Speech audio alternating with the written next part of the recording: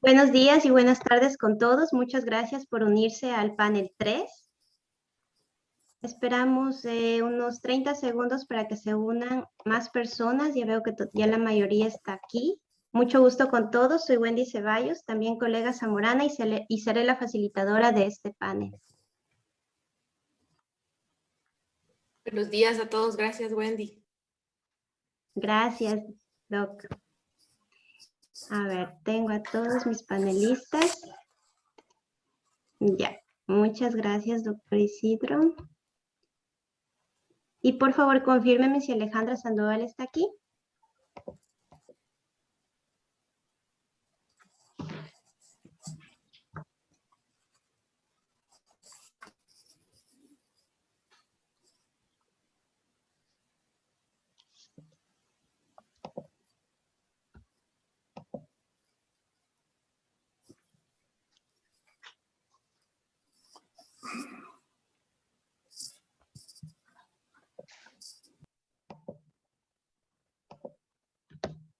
Ok, empezamos.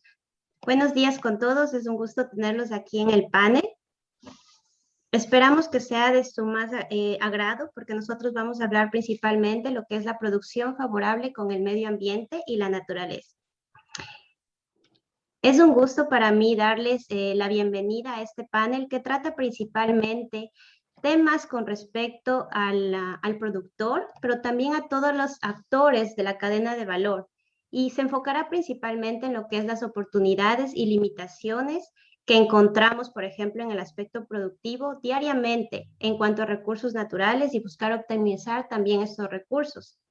Hemos visto que en la actualidad existen algunos problemas, principalmente en lo que es la biodiversidad, contaminación, emisiones de gas invernadero y también un impacto alto en lo que es la productividad. Y esto ha hecho que nuestra productividad en algunos casos sea disminuida.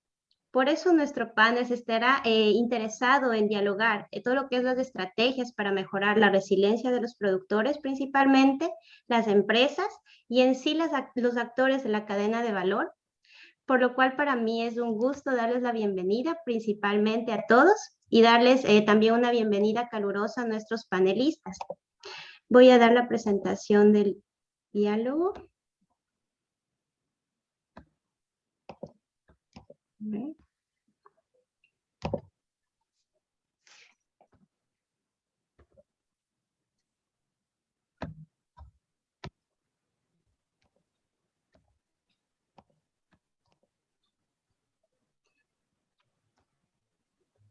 Bienvenidos con todos. Es un gusto para mí darle la bienvenida al doctor Isidro Matamoros, doctora Diana Morán, ingeniero Jorge Acevedo, doctor José Falk y también a la ingeniera Alejandra Sandoval.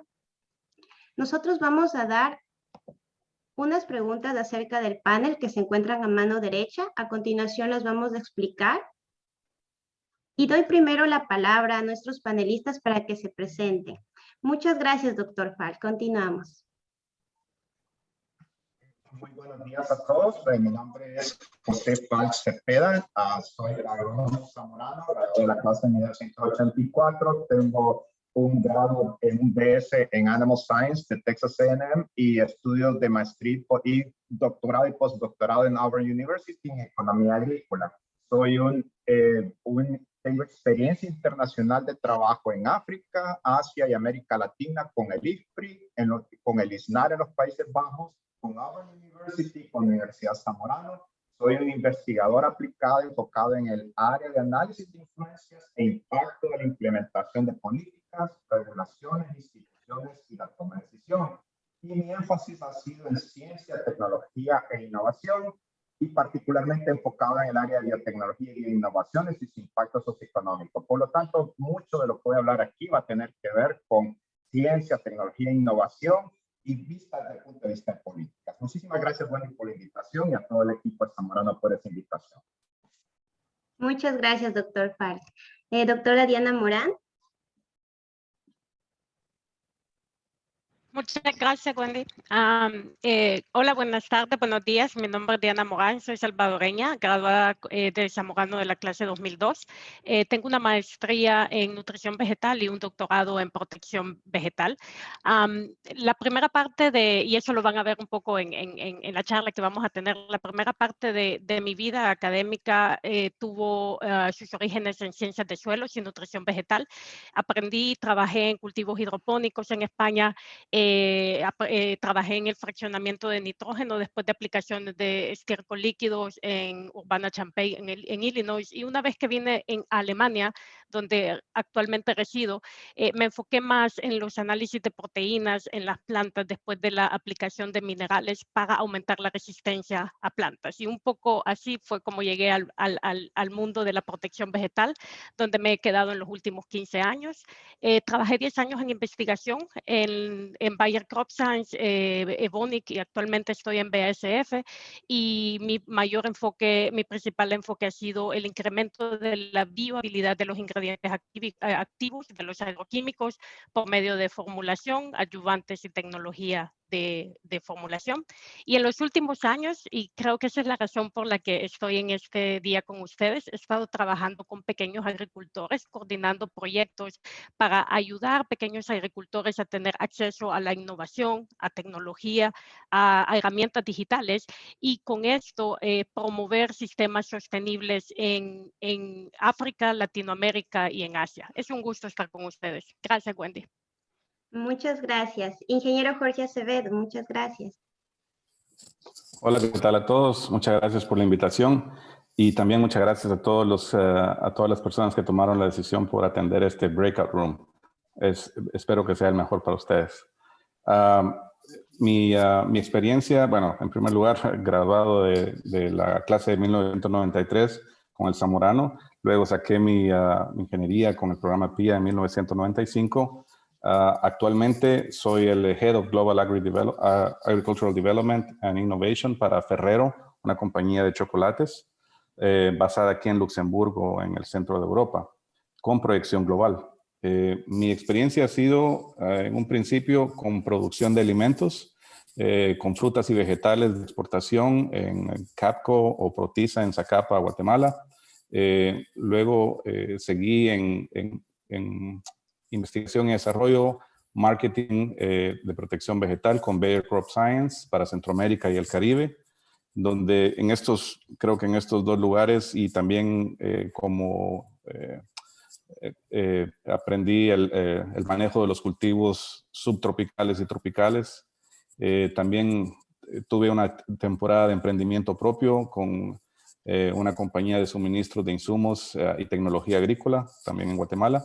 Luego emigré para los Estados Unidos y Canadá, en donde trabajé con Dow AgroSciences en biotecnología de semillas para el Upper Midwest de los Estados Unidos y en Ontario, en Canadá, donde viví por algunos años antes de venirme a vivir aquí a Luxemburgo, donde ahora trabajo de nuevo en producción de alimentos, trazabilidad y sostenibilidad de avellanas y otros cultivos que se utilizan para la elaboración de chocolates.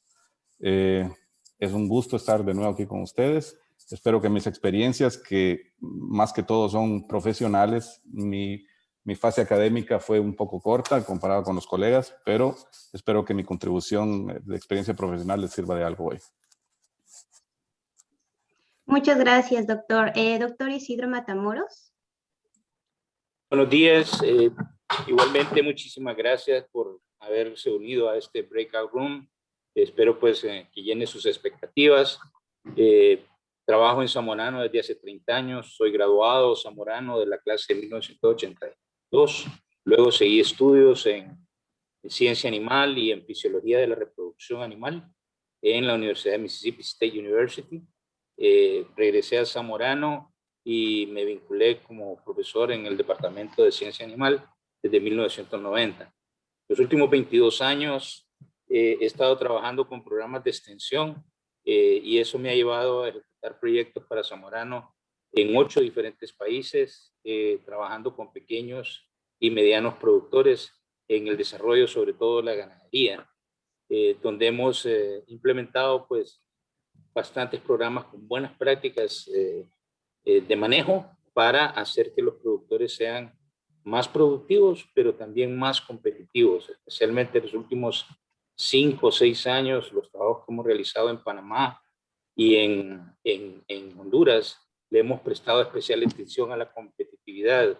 Hoy no basta con ser productivo, sino que hay que ser competitivo. Y al mismo tiempo hemos incluido bastantes programas para incluir buenas prácticas de manejo que le permitan al productor ser más resiliente, adaptarse al cambio climático, y también estamos incluyendo bastantes prácticas de manejo que hacen que el productor sea capaz de capturar más carbono, se inclinen hacia una agricultura o una ganadería más bien más regenerativa y más amigable con el ambiente. Espero pues poder brindar los conceptos que he aplicado en estos proyectos y contribuir de esta forma con este diálogo. Gracias. Muchas gracias, doctor. Ingeniera Alejandra Sandoval, bienvenida. Hola, buenos días. Gracias, Wendy. Qué gusto verte, qué gusto verlo a todos, la verdad. Bueno, yo soy graduada de la clase 2013. He estado trabajando un poquito en estos años en evaluación de impacto ambiental, en programas de desarrollo de proyectos, tanto en mi país como un poquito en España y en Marruecos, en la parte de gestión. Ahora estoy desarrollando como secretaria departamental de medio ambiente ahora de Santa Cruz, de mi ciudad, y trabajando con planes de desarrollo para comunidades, energías renovables, y obviamente que todo es un todo, ¿no? Es transversal justamente con los productores, haciendo un crecimiento de abajo hacia arriba. Eso es. Muchas gracias, Alejandra. Como ustedes pueden ver, nuestro panel tiene alta experiencia en lo que es producción, innovación, investigación, tecnología y aspectos de sostenibilidad. Vamos a seguir con el panel y vamos a hablar sobre la pregunta número 1. Aquí vamos a poner principalmente el tema sobre cambios urgentes que debemos implementar para alimentar a una población global. ¿Cómo podemos hacer este cambio de una forma adecuada si existen recursos más limitados? Por favor, doctor, ¿usted qué opina acerca de esto? Estamos atentos a su intervención. Y muchísimas gracias, Wendy. Creo yo que, como indiqué antes, una buena parte de mi participación en el foro va a ser literalmente hablar un poquito acerca de la parte de políticas, de institucionalidad, de regulaciones, y por lo consiguiente creo que una de las recomendaciones más importantes o una de las misiones en la vida que tengo yo es tratar de revertir los niveles insuficientes de inversión en investigación, desarrollo e innovación agrícola. Y eso es algo importante porque estamos invirtiendo muy poco en investigación y desarrollo. Solo para darles un ejemplo, Brasil es el país en América Latina que más invierte en investigación y desarrollo. Estamos hablando de apenas del 1.7% del Producto Interno Bruto. Si nos vamos a países como Honduras, Guatemala, El Salvador, Ecuador, estamos hablando entre 0.1 y 0.15% del Producto Interno Bruto. Eso es claramente insuficiente. Y si estamos buscando revertir e invertir en una agenda que va a tratar de empujar estas ideas de convergencia, de retomar la parte de coordinación entre los diferentes pilares de lo que va a constituirse la agricultura 4.0, una agricultura inteligente que sea sostenible. Entonces tenemos que enfocarnos en áreas prometedoras, por ejemplo, innovación, grandes datos, digitalización, automatización, ambientes controlados, agricultura de precisión, inteligencia artificial, blockchain, etcétera, etcétera. Entonces, por lo tanto, creo que es importante también no solo expandir la frontera tecnológica enfocada a esa agricultura, pero también promover los ambientes propicios de políticas, leyes, regulaciones y manejo de las tecnologías y el manejo del paquete tecnológico que promocionan investigación y desarrollo. Y ahí quiero hacer una pequeña acotación porque también ha habido una serie de desarrollos socioculturales que son importantes en este contexto, que vamos a tener que comenzar a pensar ya de entrada en contrarrestar la vacilación tecnológica, la desinformación, promover comunicaciones y proyecciones, retomar el concepto de bienes públicos globales Y esa es una misión que Zamorano creo que va a ser un agente principal y un actor principal en esta misión. Muchísimas gracias, Wendy. Muchas gracias, doctor. En realidad estamos hablando sobre el tema de inversión y un tema también enfocado en la parte de investigación e innovación, tecnología. Y no tenemos que olvidarnos también el aspecto tecnológico y político. Doctor Isidro Matamoros, ¿nos podría dar su punto de vista con respecto a esto?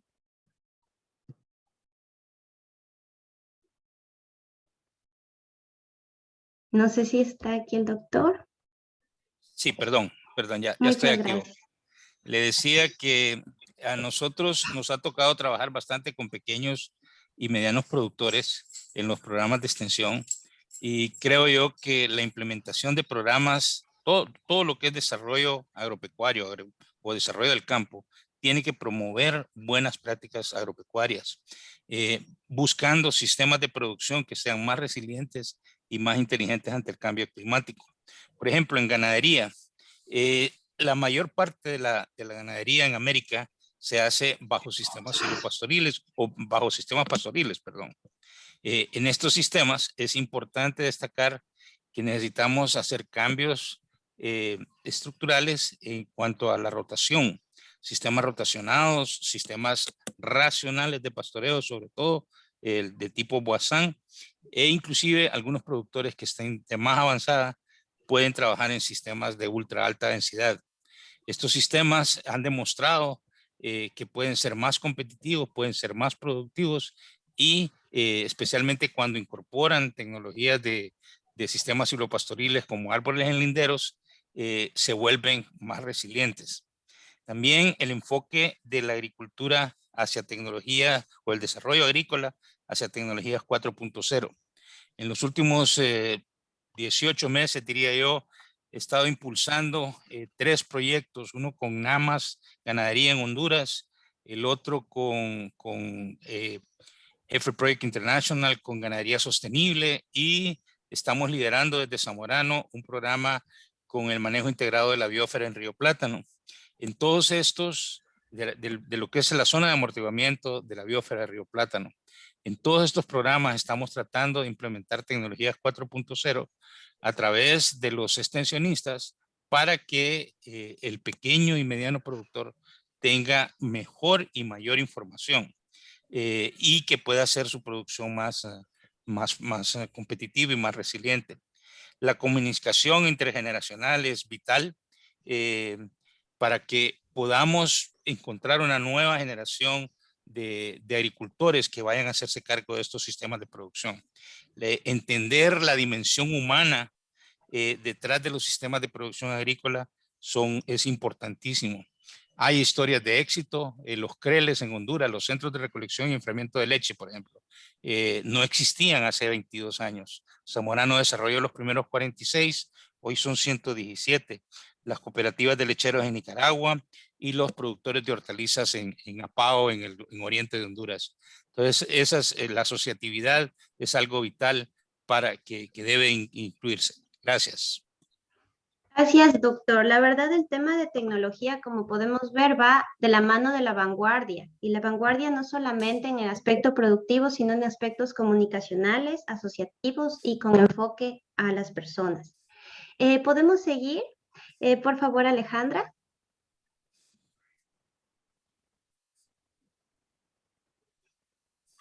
Nos acompaña Alejandra Sandoval.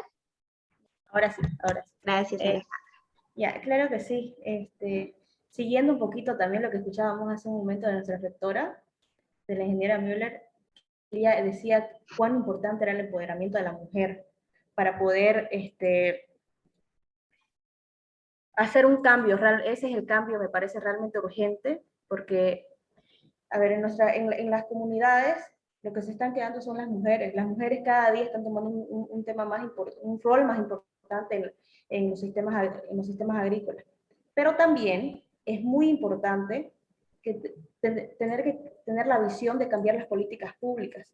En Bolivia, por ejemplo, a los productores o a las provincias en realidad, la ley dice que por cada 5 hectáreas ellos tienen que tener una vaca.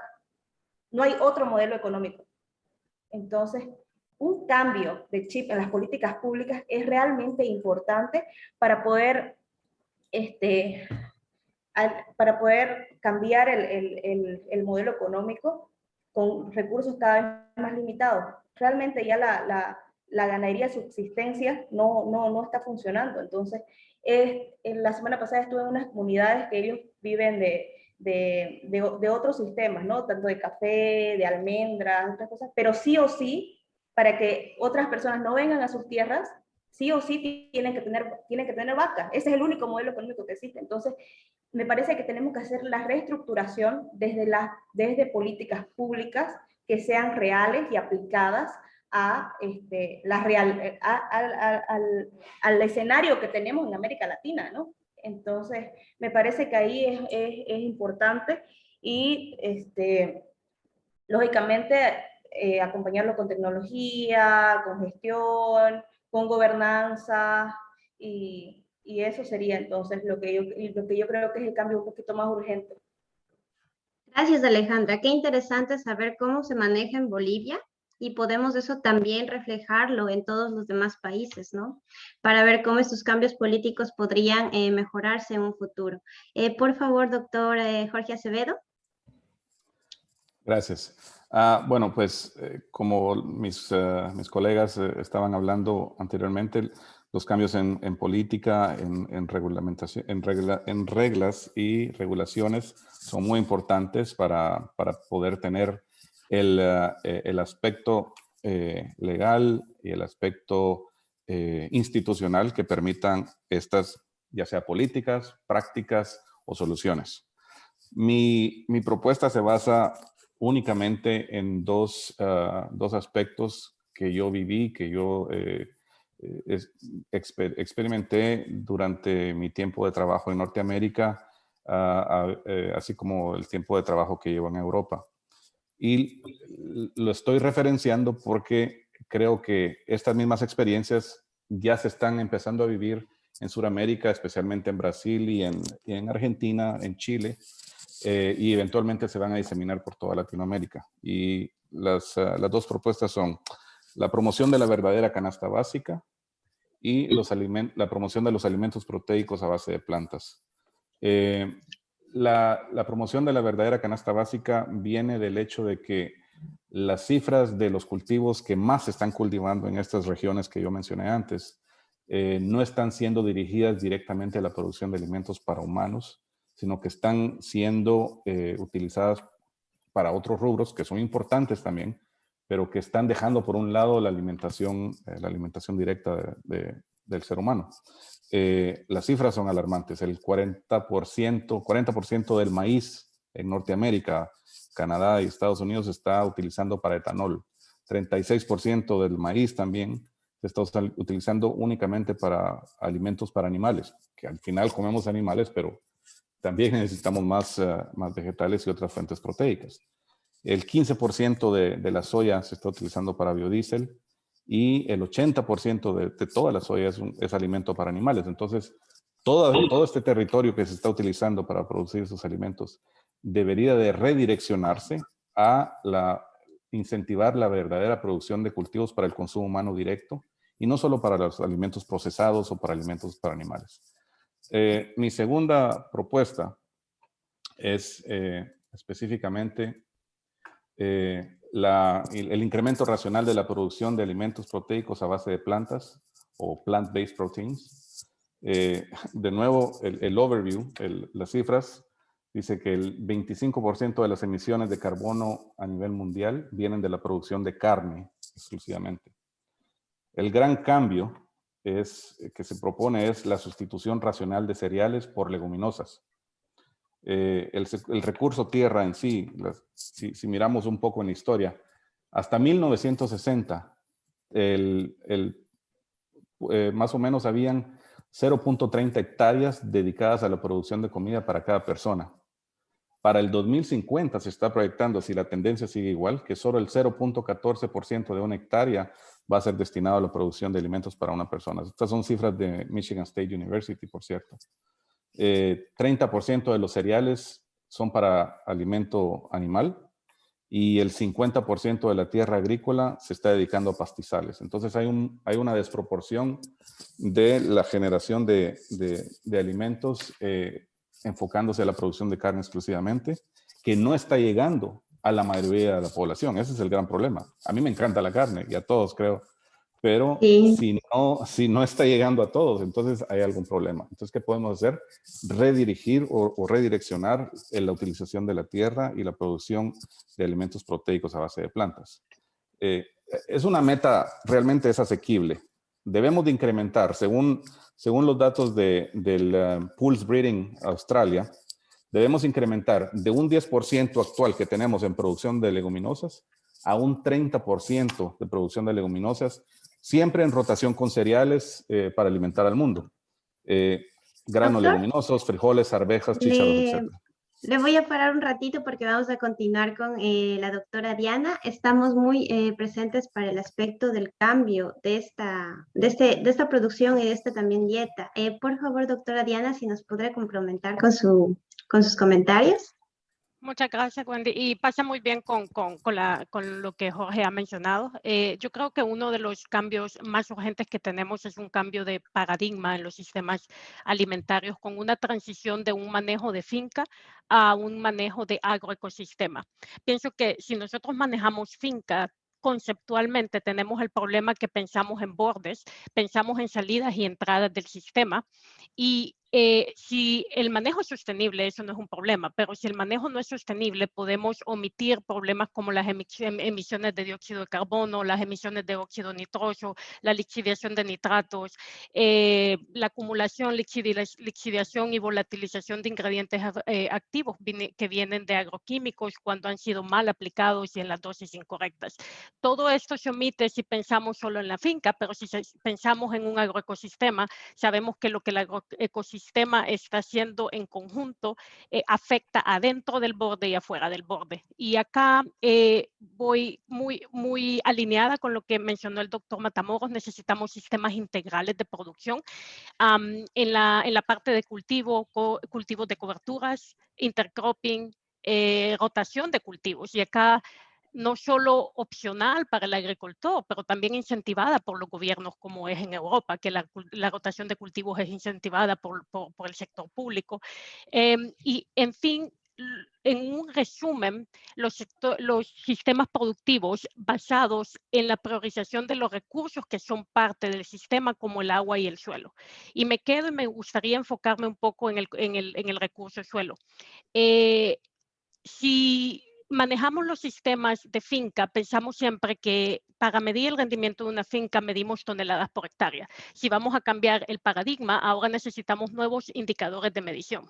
Si pienso en el suelo, hay muchos indicadores que podemos aumentar. La cantidad de microorganismos del suelo, la relación carbono-nitrógeno, el secuestro de carbono. Y me parece muy interesante que últimamente en Europa, en Norteamérica, pero también ya hay muchos casos en Latinoamérica, incluso en África, donde se está monetarizando el secuestro de carbono. Como agrónoma estoy consciente que es un reto. El balance de carbono en el suelo es muy frágil. Cuantificarlo, certificarlo y verificarlo no es fácil y va a ser un reto. Sin embargo, me alegra mucho saber que los agricultores están comenzando a tener una monetarización y valorización del servicio ambiental que ellos están prestando. Y esto los va a motivar a no solo medir el desempeño que ellos tienen por cuánto producen, sino de la forma en que ellos están cuidando el medio ambiente y la tierra que al final le van a dejar a las siguientes generaciones. Así que, en mi opinión, suelos, agua como priorización es uno de los cambios más importantes que nosotros tenemos que hacer. Y cuando digo nosotros, no solo es el agricultor, ¿no? El sector privado, el sector público y la academia para ayudarle al agricultor. Muchas gracias, Diana. Seguimos con el enfoque en cómo hacer este cambio, ¿no? Nosotros tenemos la segunda pregunta planteada para el panel y es cómo podemos lograr sistemas agrícolas de alta productividad, pero con un menor impacto ambiental. Se han hablado diferentes aspectos anteriormente, por ejemplo, el tema de innovación, inversión, tecnología, pero también una integración en todo lo que es los sistemas de producción, considerando no solamente el aspecto productivo, pero también considerando el aspecto de la persona o del agricultor, así como aspectos asociativos. Y vemos que también hay algunos cambios que deberíamos hacer tal vez en aspectos de indicadores. Pero ¿cómo podemos lograr ese impacto en la productividad con menor impacto ambiental? Seguimos con usted, doctor Falk. Sí, muchísimas gracias, Wendy. La primera cosa que creo que tenemos que hacer es reconocer que tenemos en la agricultura un problema perverso. Es lo que se llama en inglés un wicked problem. Es donde está la intersección entre agricultura, cambio climático, seguridad alimentaria, protección de la biodiversidad y diferentes problemas socioculturales que estamos enfrentando. Por ejemplo, urbanización, conflictos civiles, militares, inseguridad, riesgo agrícola. Y esto lo que nos apunta es a la necesidad de requerir respuestas complejas que requieren colaboraciones multidisciplinarias. Y entonces eso nos retoma a la discusión que hemos tenido hasta ahora, que implica integración entre los diferentes componentes, convergencia, coordinación. Esto a su vez nos conduce a promover o a la promoción de las mejores prácticas agropecuarias sin excluir tecnologías que pueden proporcionar respuestas y que demuestren su valor proporcionando respuestas a problemas específicos y problemas un poco más generales del sector. Solo para darles un ejemplo, en la zona seca de Honduras, en el sur de Honduras, este es mi país, yo soy hondureño, la tolerancia a la sequía va a ser un rasgo particularmente valioso en esa zona y en otras zonas también. Pero entonces ahí donde tenemos que entrar a la parte de que cómo vamos a introducir esos rasgos dentro de estos cultivos. Y esto es lo que tenemos que hablar un poquito acerca, por ejemplo, de edición genética, que son técnicas usando CRISPR-Cas9, introducir estos rasgos sin introducir DNA foráneo. Inclusive se puede remover y imitar mutaciones que nos pueden ayudar a establecer ese rasgo en el cultivo. Y eso no es, hasta en muchos países han adoptado el modelo de no introducir regulaciones adicionales para este tipo de cultivos. Muy valioso para el sector público y para la investigación en el sector público. Y de ahí la otra cosa que creo es importante es perseguir la integración y la convergencia, como hemos dicho antes, particularmente entre los pilares de la agricultura 4.0. Y aquí estamos hablando, quizá hay diferentes opciones, y aquí podemos hablar de seguros agrícolas, mapeo de daño a cultivos por medio de satélites o celulares, agricultura de prescripción o de precisión de bajo nivel, por ejemplo, usando celulares en la India, esto lo están utilizando mucho últimamente, pero particularmente una cosa que está muy relacionada con el tema de género también, y en muchos países del mundo es la mejora de la densidad nutricional de los cultivos, especialmente en aquellos cultivos que tienen cierta tolerancia a la sequía, por ejemplo, el sorgo, el café, la yuca o el camote. Entonces, desde ese punto de vista, creo que es importante mantener esa perspectiva y eso nos trae de regreso a la promoción y la inversión en investigación y desarrollo. Muchas gracias, doctor Falk. Doctor Isidro Matamoros. Sí, gracias, Wendy. Muy de acuerdo con el doctor Falk. Solo quisiera añadir 2 o 3 cositas. Para mí, la clave es educación de los productores. Los sistemas de extensión, los sistemas de desarrollo, de innovación y de impulsar el desarrollo agropecuario en nuestros países deben de incorporar la asistencia técnica y la educación. 70% de la información que el productor recibe hoy en día, por lo menos, viene con un sesgo comercial demasiado grande. Por otro lado, las personas que están a cargo, que estamos a cargo de los programas de extensión y de capacitación y desarrollo, debemos entender un concepto que inclusive es difícil de traducir del inglés al español, es stewardship. Cuando uno habla de stewardship y los granjeros en inglés en los Estados Unidos dicen que son los stewards of the land o son los mayordomos de la tierra. En ese sentido, nosotros tenemos que entender el concepto completo de esa palabra. No tiene una traducción fácil y cuando simplemente la traducimos, muchas veces hablamos de administración y gobernanza. Sin embargo, es una palabra que implica gestión, que implica manejo, que implica administración responsable y que implica que el productor tiene en sus mejores intereses el uso apropiado de los recursos naturales. Una vez que el productor se da cuenta de cómo introducir esas buenas prácticas de manejo, él se vuelve un gestor de lo que es la protección o de tener un menor impacto con el ambiente. Otra cosa que he visto con los compañeros que hacemos desarrollo agropecuario es que hay diferentes enfoques. Definitivamente nosotros tenemos que incluir una multiplicidad de disciplinas en el desarrollo agropecuario para poder incorporar todos estos conceptos que estamos hablando. El problema es que cuando hablamos de proyectos multidisciplinarios, ahí cada técnico trata desde su disciplina y sus capacidades de hacer su intervención y no considera lo que los demás estamos haciendo. Cuando se habla de programas interdisciplinarios, ahí hay un poco más de interacción. Ya se prestan conceptos entre las diferentes disciplinas. Pero creo yo que a futuro vamos a tener que ser más transdisciplinarios y tratar de romper fronteras y tratar de entender mejor las otras disciplinas y ver cómo todas las disciplinas pueden colaborar en estos procesos de desarrollo. ¿Por qué? Porque hay necesidad de entender los sistemas de producción. Ahí siempre que hablo con los estudiantes en DCPA, en el Departamento de Ciencia y Producción Agropecuaria, les digo que un ingeniero agrónomo en realidad es casi como un fisiólogo de la agricultura y de la ganadería. Una vez que usted entiende cómo un sistema de producción funciona, entonces usted lo puede cambiar, lo puede mejorar, lo puede hacer más resiliente, puede entender qué es lo que se necesita hacer para ser más competitivo, más productivo y menos contaminante. Definitivamente la biotecnología, igual que el doctor Falk, la agricultura de precisión y de prescripción acompañada de una agricultura contratada, por así decirlo, donde la inteligencia de mercado juega un papel importante, es definitivo para tener sistemas de producción que son cada vez menos impactantes al ambiente. Muchísimas gracias. Muchas gracias, doctor Isidro Matamoros. Alejandra, tal vez alguno de sus comentarios acerca de género fue mencionado nuevamente.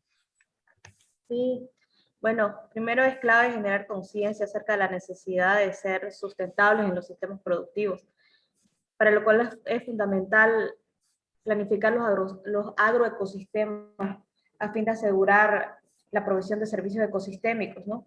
Es necesario también entender mejor la biotecnología, promover el mejoramiento genético, pero siempre enfocado a las realidades, como decía el doctor Matamoros, ¿no? No podemos ir y explicar en nuestros términos científicos, nuestros términos técnicos al productor. Entonces, es importante, una vez que nosotros conozcamos y entendamos cómo funciona, podamos transmitir y mejorar la parte comunicacional como técnico hacia el productor, para que el productor también entienda y pueda ser aliado el día de mañana.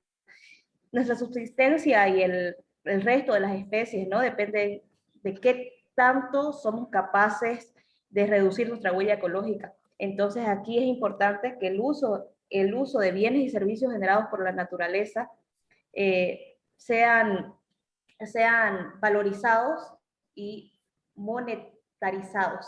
Es muy importante para poder tener un menor impacto ambiental que no estoy hablando ahora de productores menores, pero sí al gran productor o a la persona que vaya a generar un impacto ambiental, que también entienda el valor y entiende el valor a través de servicios ambientales, que en nuestros países es muy carente, ¿no?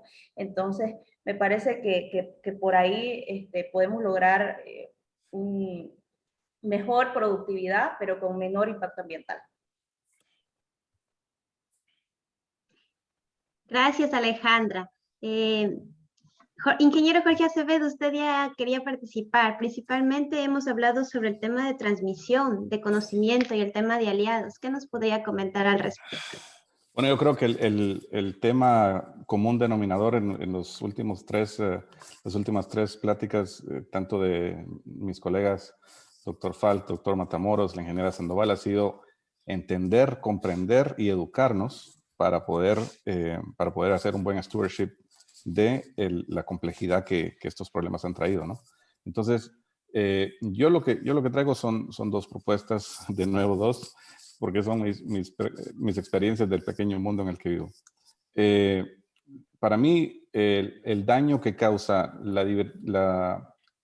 el hecho de los monocultivos y el daño que causan el hecho del el uso excesivo de productos agroquímicos sintéticos son los que debemos de atacar para poder tener una buena productividad con un menor impacto ambiental, porque esa es la pregunta específica, ¿no?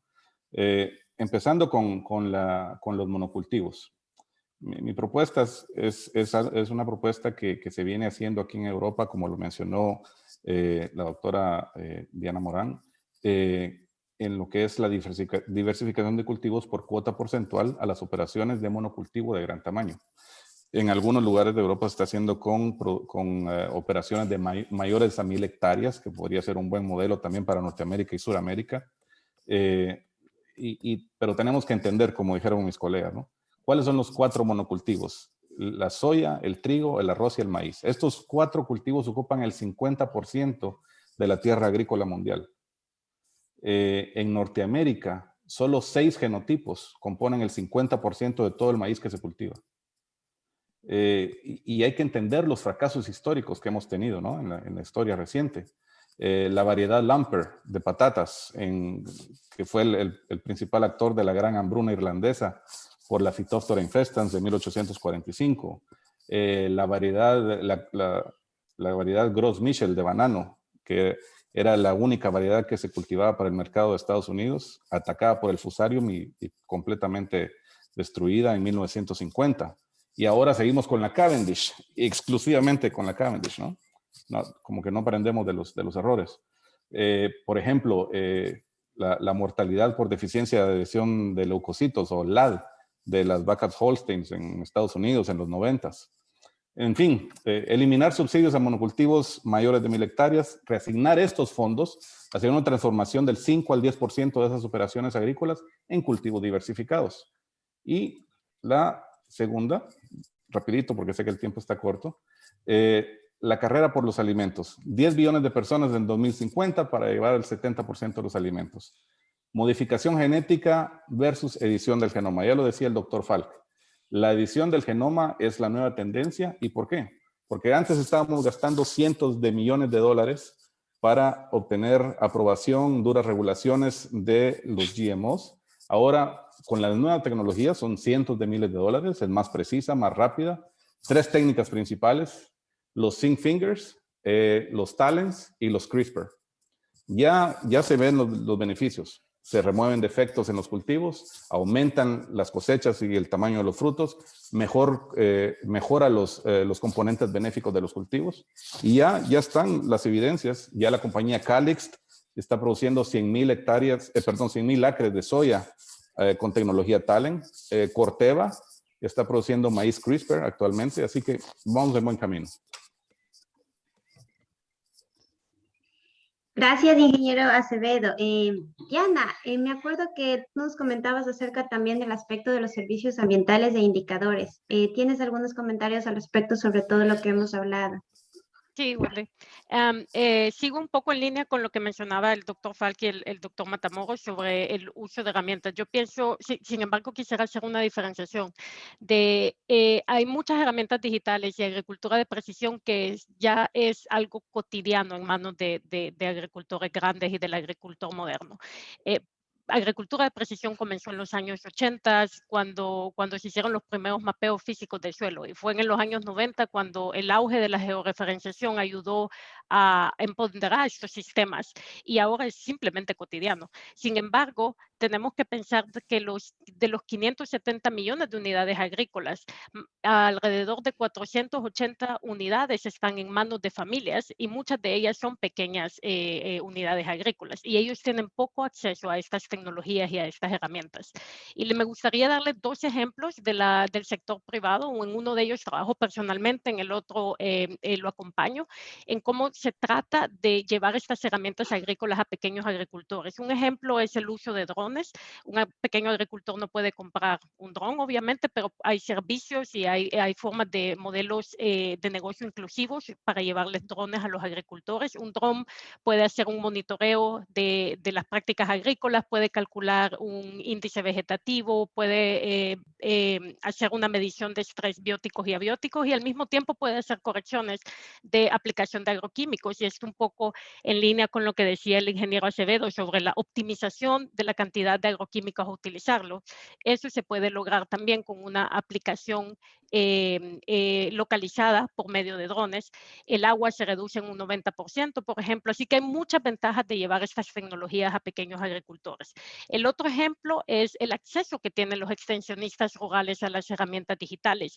Y en manos de ellos está diseminar esta información y ayudarles a los agricultores a tomar decisiones, por ejemplo, en la época de siembra, para que tengan sistemas mucho más resilientes y con menor uso de insumos.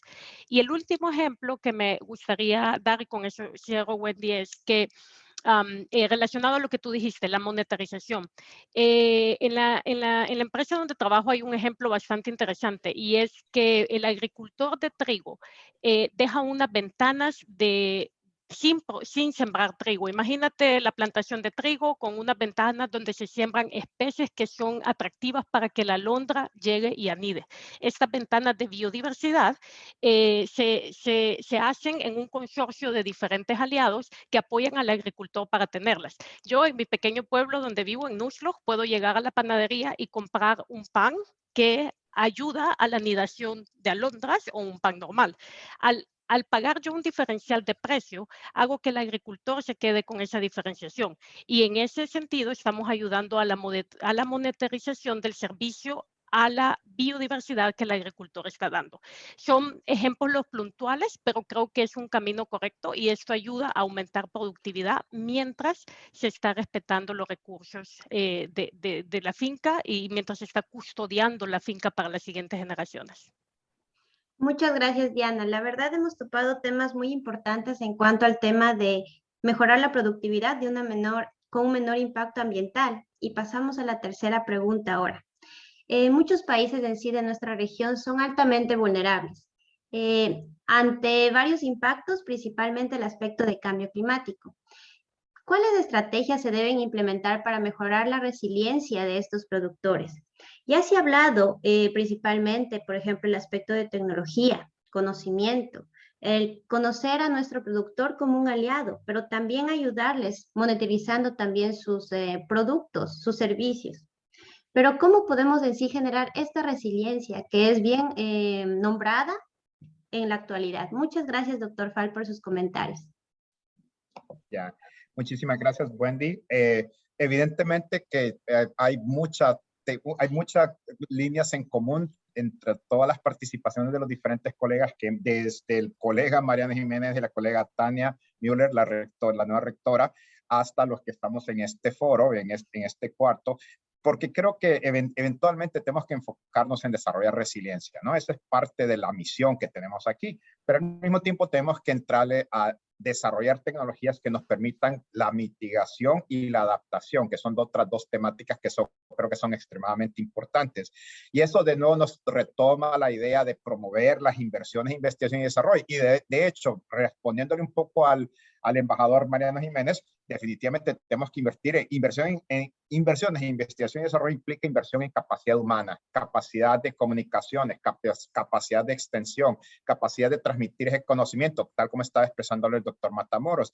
Entonces, creo yo que aquí tenemos que comenzar a repensar un poquito acerca de cómo vamos a financiar esto, quién lo va a financiar, y después promover el cierre de las brechas institucionales, particularmente entre los países de bajo y mediano ingresos y los países grandes en inversión y desarrollo. Y esto creo que va a ser, y vamos a tener que retomar un poquito, ser un poquito más ágiles, particularmente en América Latina, en desarrollar alianzas estratégicas, colaboraciones público-privadas y con los principales actores de la innovación tecnológica, ya sea del sector público o del sector privado. Solo para darles un ejemplo, o sea, hemos visto ejemplos de Embrapa en Brasil, por ejemplo, haciendo labores de extensión, comunicaciones en Mozambique y Angola en África. O, por ejemplo, el INTA en Argentina, teniendo programas de colaboración con Kenia, Uganda y Tanzania en África. Entonces, desde ese punto de vista, creo que es importante promover esas alianzas estratégicas y Zamorano puede ser un ente importantísimo en ese tipo de alianzas estratégicas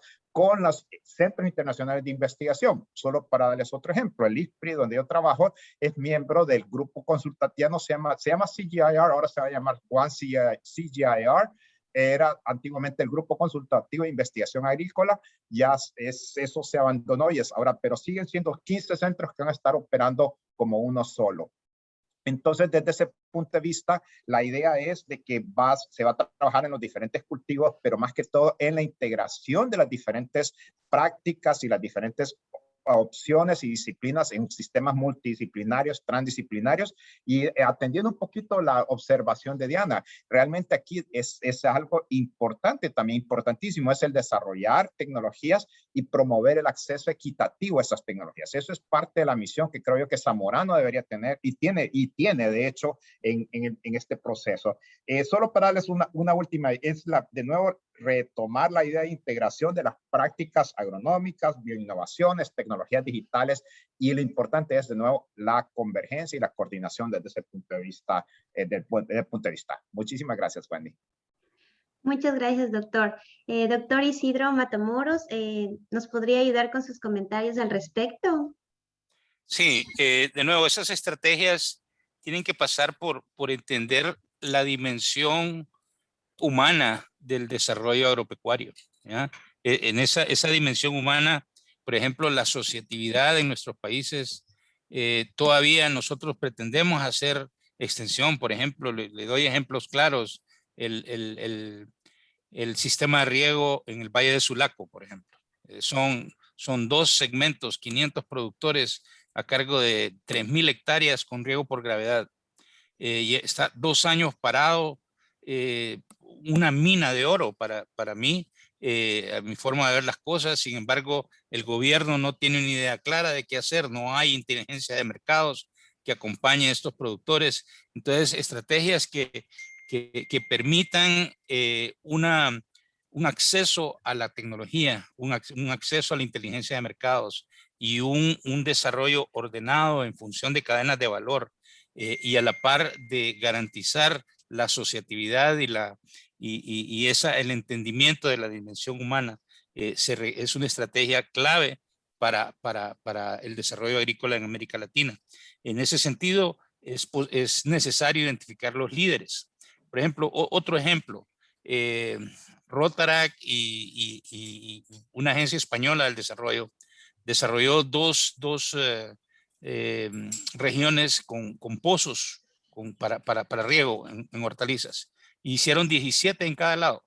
17 están abandonados y 17 son parte de una asociación que se llama Asociación de Productores de Agropecuarios, de Productores Agropecuarios de Oriente, en Danlí. Y esos productores hoy ya están en agricultura protegida. Todos ellos están usando agricultura protegida. Entonces, en cuestión de 15 años han dado la vuelta, están ligados a cadenas de valor, ligados a comercialización contratada, y en función de eso están saliendo de la pobreza y están generando empleo.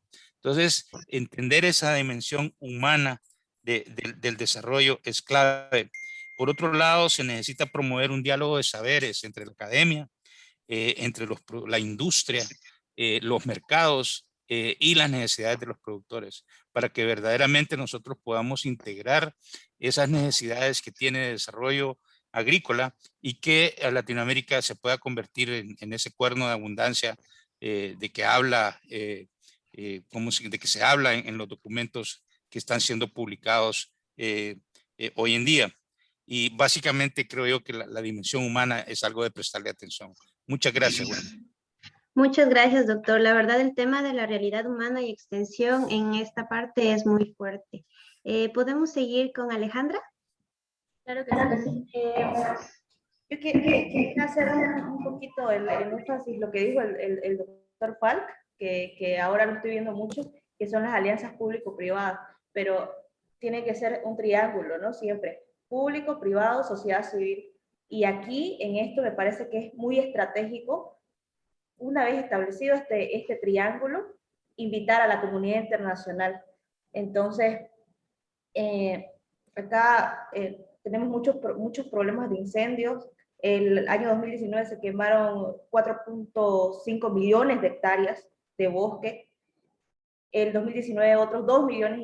Entonces, y esto obviamente genera un impacto increíble en los productores, ¿no? Y definitivamente no estábamos preparados para esto, además del calentamiento global y todos los componentes de lo que se viene con el cambio climático. Entonces, es necesario e importantísimo generar estas alianzas estratégicas, porque justamente estamos en una crisis económica a nivel mundial. Entonces, los productores solos no van a poder, las instituciones públicas solas tampoco van a poder. Entonces necesitamos hacer este tipo de alianzas para que podamos estar mejor preparados, ¿no?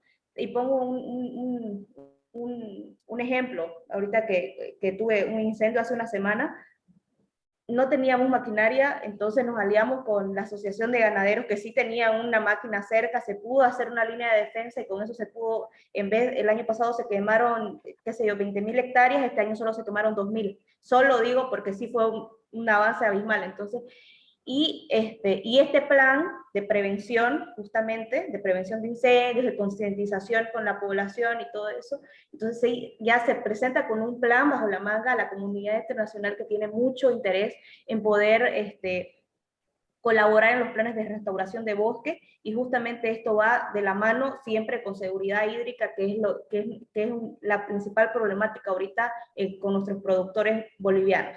Entonces, eso, y obviamente tenemos que enfocarnos en los sistemas de información, conocimientos locales, empoderamiento de la mujer, alinear los objetivos nacionales siempre con los objetivos de desarrollo sostenible, y trabajar, trabajar siempre, me parece, de la mano a 3 niveles y transversalmente, no solamente en ambiente, también en desarrollo productivo, también en la parte de planificación, que de ahí se toman las decisiones para el resto de acciones que se van a tomar para hacer frente al cambio climático. Eso sería. Muchas gracias, Alejandra. Seguimos con el ingeniero Jorge Acevedo. Gracias, Wendy. Yo comparo la sensibilidad de América Latina hacia el cambio climático con la sensibilidad al cambio climático que se tiene en Turquía con diferentes cultivos, pero especialmente en mi experiencia con el cultivo de la avellana o Corylus avellana, que es el ingrediente principal para los productos que produce la compañía con la que yo trabajo, Ferrero. Resulta que el 70% de las avellanas del mundo se producen en Turquía. Y quiere decir de que si a Turquía estornuda, a Ferrero le da una neumonía. Entonces, ese era el gran problema para nosotros. ¿Cómo hacemos para controlar las heladas? ¿Cómo hacemos para controlar las infestaciones de plagas como insectos o enfermedades? Entonces, empezamos a buscar tecnologías en los Estados Unidos, en Canadá y también aquí en Europa, ¿no? De ver cómo medir cómo hacer pronósticos, cómo medir estas situaciones en el campo para poder ayudar a los pequeños productores, que son como 80,000 productores. Entonces nos dimos cuenta que todos los sistemas que existen hasta ahora necesitan Big Data, o en otras palabras, data, es lo mismo. Entonces, y nos dimos cuenta que no habían datos en Turquía, porque los pequeños agricultores o los pequeños productores no generan datos. Entonces, tuvimos que empezar, esto fue hace 5 años, ¿no? Con la implementación de elementos de medición tipo Internet of Things para meteorología, crecimiento vegetativo, producción, infestación de plagas y enfermedades. Luego, empezar a recolectar toda esta información organizadamente y compartiendo con instituciones gubernamentales, instituciones privadas, la sociedad en general, y tratar de recolectar todos estos datos a nivel masivo para un futuro análisis. Luego, ya con los datos en mano, utilización de Near Sensing, Remote Sensing, estaciones meteorológicas, comprobación de datos empírica o lo que se llama Ground Truthing, para al final hacer la implementación de modelos de precisión para producción, para pronóstico de plagas, para heladas, etc. Entonces, solo así funcionan los modelos estos y las tecnologías. Tenemos que generar datos. Entonces, es importante ubicar los elementos para generar los datos del campo o el Big Data para poder implementar las tecnologías. La otra solución que yo propongo, que mi tesis, es proporcionar un ambiente legislativo financiero que fomente la disponibilidad y el acceso a las aseguranzas de cosecha y de producciones pecuarias, lo que se llama en inglés la crop insurance.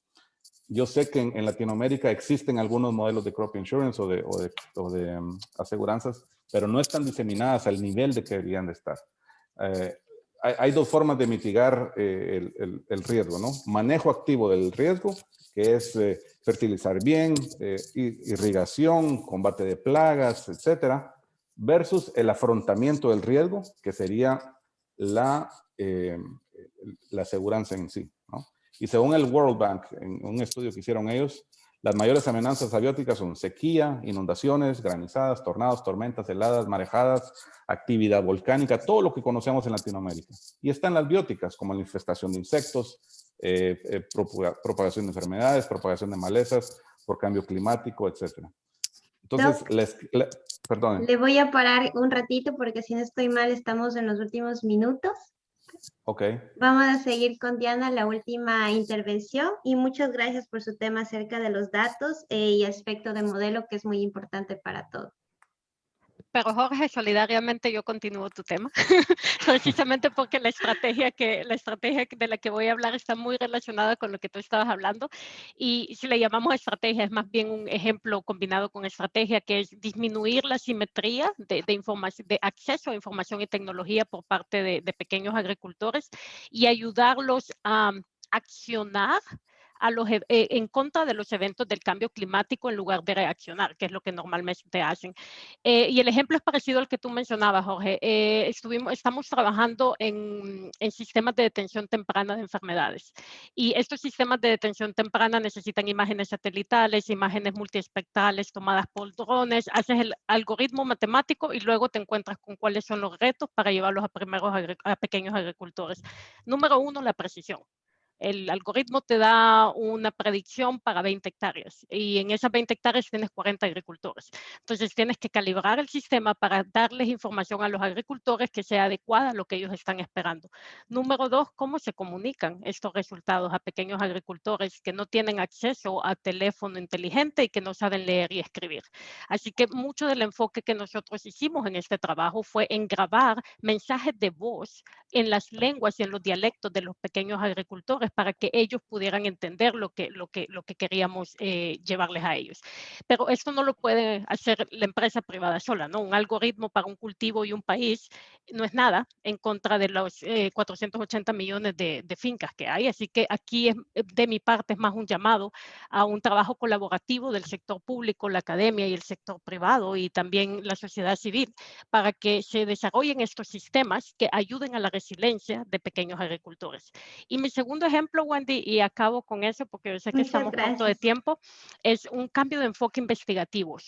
Hemos investigado muchos años en cómo mejorar la productividad de los sistemas agrícolas. Necesitamos investigar en cómo disminuir los efectos del cambio climático y las causas del cambio climático.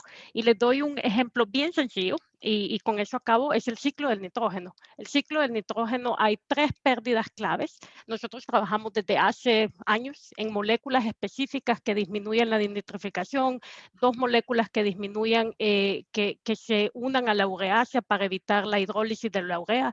Hay muchos ejemplos en los cuales el sector privado está tratando también de aportar disminuyendo las causas y las consecuencias del cambio climático, y nuevamente es un llamado a una investigación colaborativa donde todos podamos unir esfuerzos. Muchas gracias, Diana. Estamos a tiempo para ya llegar a la última parte, que es agradecerles por su presencia, por su tiempo, principalmente a todos los panelistas que han dado su tiempo, dedicación durante las 2 últimas semanas, y esperamos que estos temas de tratar sigan en los próximos días y en las próximas semanas en Zamorano y en nuestros trabajos. Por favor, acá en la parte derecha, a mano derecha, a la parte de abajo, dice Leave Room. indicar Leave Breakout Room. Pueden direccionarse directamente al panel principal y ahí daremos una síntesis de lo que hemos hablado. Que tengan buena tarde, buen día y muchas gracias a todos los panelistas. Disculparánme si les tuve que cortar en algún tiempo. Gracias.